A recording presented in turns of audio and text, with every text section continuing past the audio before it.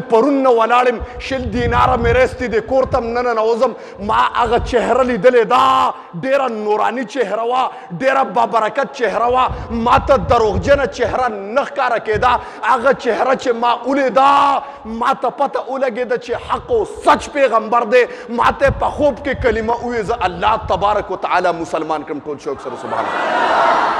سوال کول ډېر ګران کار دی د ما محترمو یو مسلمان دروازې ته ودرېږي او ته سوال کې داسې که نه سوال ډېر ګران کار دی یو بزرګو نو دا خبره منځ کې خطه کېږي خو د سوال خبره کوم یو بزرګ باندې ډېر زیات فقر راغی ډېره غریبي وه پې خو هغه بزرګ عاشق رسول د نبی علیه السلام مبارک سره ډېر عشق او د چا چې عشق د نبی علیه السلام مبارک سره نو هغې بیا په خوب کې انتظام کوي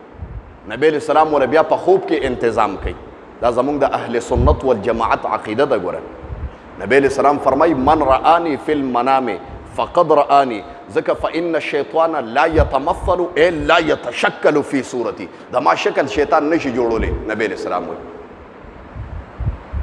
دغه بزرګ شپې له اوده شه خوب کې ولا آقای نامدار محمد مصطفی صلی الله علیه ټول وایه صلی الله علیه وسلم په اوچت آواز وایه صلی الله علیه وسلم داسې اواز شوق سره سبحان الله وایه داسې خوند کوي ایمان پکار دی جی زما وایي هغه آقای نامدار محمد مصطفی صلی الله علیه وسلم مبارک خوب کې راغی ورته وایي ولې خفئ د الله رسول فقر دی را باندې غریبي ده او پیسو ته ضرورت دی نو نبی علیہ السلام مبارک ورته وفرمیل پلانکې محله کې یو مجوسي ولاړ دی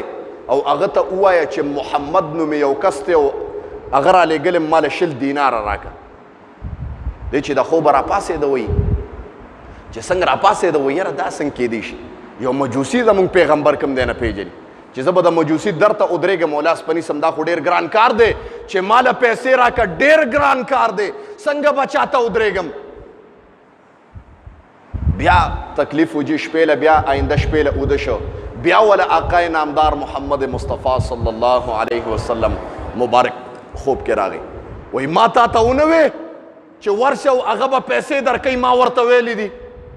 وایي دستی کې راویښ شوم او منډې مې والې ما وایي نبی علیه السلام مبارک چې کوم دی نو غوسه شو چې منډه مې والې خو بیا هم خواله نه وردم ما وویې سوال ډېر ګران کار دی چاته لاس نیول چې پیسې راکړي او بیا د خوب معامله شوه مجوسي به یا خوب مني یا نه دا زه تا ته د خپل پیغمبر معجزه وایم جي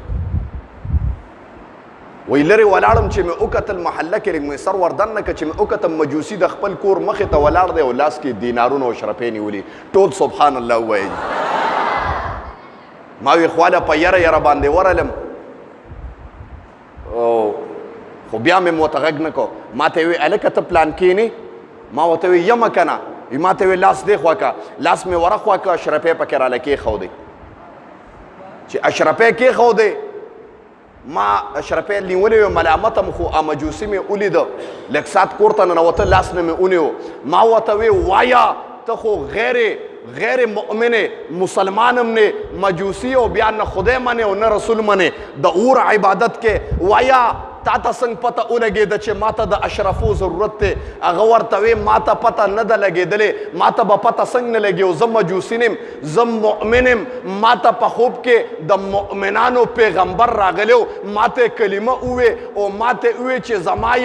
زما یو کس دی زما یو خادم او غلام دی هغه ته د پیسو ضرورت دی بار وله روزه پیسې وله رو باسه قسم دی پرون نه ولاړم 20 دیناره مې رستی دی کور ته م ننوځم ما هغه چهره لیدلې دا ډېره نوراني چهره وه ډېره بابرکت چهره وه ما ته دروغجنه چهره نه ښکاره کېده هغه چهره چې ما ولیده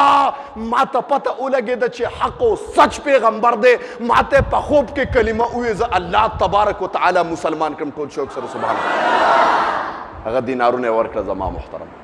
نو هغه وی سوال مې نه شو کولی څنګه به مې مجوسي ته لاس نیو خبره مې کوله چې سوال ډېر ګران دی صحابي خپل